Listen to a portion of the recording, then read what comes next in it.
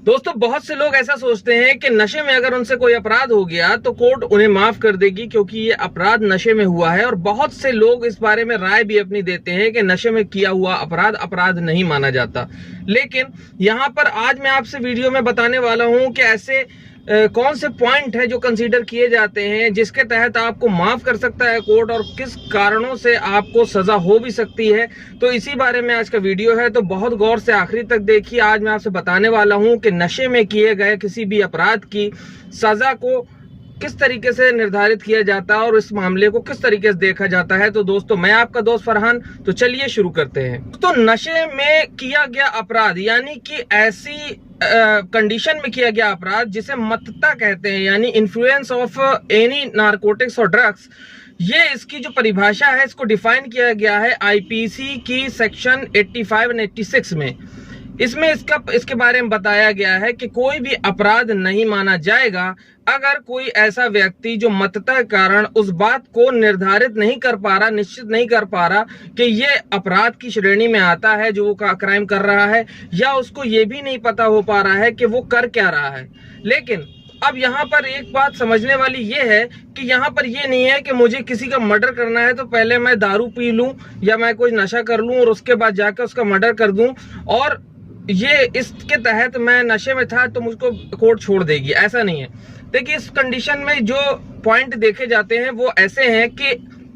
सबसे पहले ये देखा जाएगा कि आपने अगर कोई क्राइम किया है तो उसके पीछे आपका कोई इंटेंशन तो नहीं था। सबसे पहली जो पॉइंट है वो इंटेंशन ही देखा जाता है। किसी भी क्रिमिनल केस में जब ट्रायल होता है तो पहले इंटेंशन को जज किया जाता है कि इंटेंशन था कि नहीं था। अब अगर बात आ जाती है इंटेंशन था तो फिर आप चाहे दारू के नशे में हो चाहे कुछ भी हो, आपको सजा होनी है।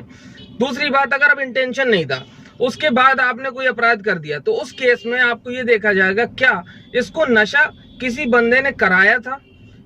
नशे का कोई पदार्थ इसको खाने में मिलाया खिलाया था, या इसको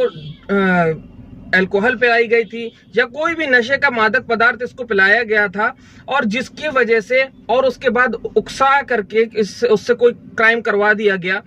तो उस वक्त रिलीफ मिलेगा कोर्ट से क्योंकि आपने खुद से नहीं किया था। मतलब साफ है इस चीज का कि अगर आपने ड्रग खुद से नहीं लिया है, नशा खुद से नहीं किया है, आपको किसी इंजेक्शन दे दिया गया,